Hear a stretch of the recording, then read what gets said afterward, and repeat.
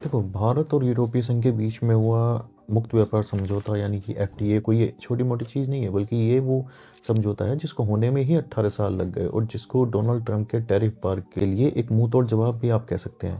मैं बताता हूँ कैसे। सबसे पहले ये जानते हैं कि ये एफटीए होता क्या है। फ्री ट्रेड एग्रीमेंट यानी कि मुक्त व्यापार समझौता। देखो, जब दो देश आपस में एक साथ व्यापार करते हैं तो वो अपनी जरूरत के हिसाब से दूसरे देशों से आने वाली चीज़ों पर टैक्स लगाते हैं, जैसे कि टैरिफ, इम्पोर्ट ड्यूटी, और ये कई फीसदी भी हो सकता है।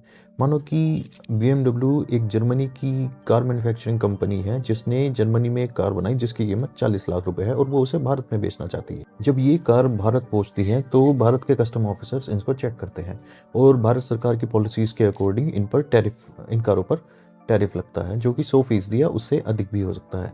तो 40 लाख की कार बनी हुई कार जब भारत में पहुंचती है तो 100% टैरिफ के अकॉर्डिंग उसकी कीमत हो जाती है डबल, यानी 80 लाख रुपए। अब कंपनी अपने आप तो ये पैसा पे नहीं करेगी, ये पैसा डायरेक्टली कस्टमर को ही पे करना पड़ता है। हालांकि भारत जैसे देश में जहां पर 80 लाख की गाड़ी लेना एक नॉर्मल बात नहीं है, 100 में से एक आदमी ही उसको ले पाता है, इसलिए इन गाड़ियों की बिक्री ज़्यादा हो नहीं पाती है और कंपनीज अपना बिजनेस एक्सपेंड नहीं कर पाती हैं उस मार्केट में।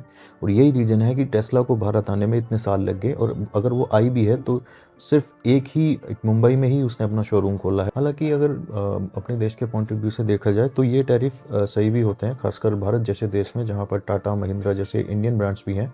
और अगर विदेशी कारों पर टैक्स नहीं होगा तो खासकर इंडियन ब्रांड्स के लिए सर्वाइव करना बहुत मुश्किल हो जाएगा, क्योंकि कंपटीशन बहुत ज़्यादा बढ़ जाएगा जब लग्जरी कार ही बिना टैरिफ के भारत में मिलने लगेंगी। तो भारत और यूरोप ने अभी हाल ही में हुए एफटीए में इन चीज़ों में से ज़्यादातर को या तो ख़त्म कर दिया है टैरिफ्स को, या फिर बहुत ही मिनिमल कर दिया है, जिससे कि भारत यूरोपीय देशों को 93% चीज़ें बिना टैरिफ के एक्सपोर्ट करेगा और सेम चीज़ यूरोपीय देशों के साथ होगी जहां से आने वाली 97% चीज़ों पर कोई टैरिफ नहीं लगेगा। देखिए, जिस चीज़ को होने में 18 साल लग गए, जाहिर सी बात है कि वो बहुत सोच समझ कर हुई होगी। भारत एक बहुत बड़ा बाजार है और यूरोपीय देश भी चाहते होंगे, यूरोपीय संघ भी चाहता होगा कि उसकी कंपनीज़ को यहाँ एंट्री मिले। इंडिया के पॉइंट ऑफ व्यू से ये बहुत अच्छी बात हुई है कि उसने उन सभी चीज़ों को इस ट्रेड से बाहर रखा है जिसमें वो आत्मनिर्भर है, जैसे कि डेयरी, पोल्ट्री, अनाज, सोयाबीन एक्सेट्रा।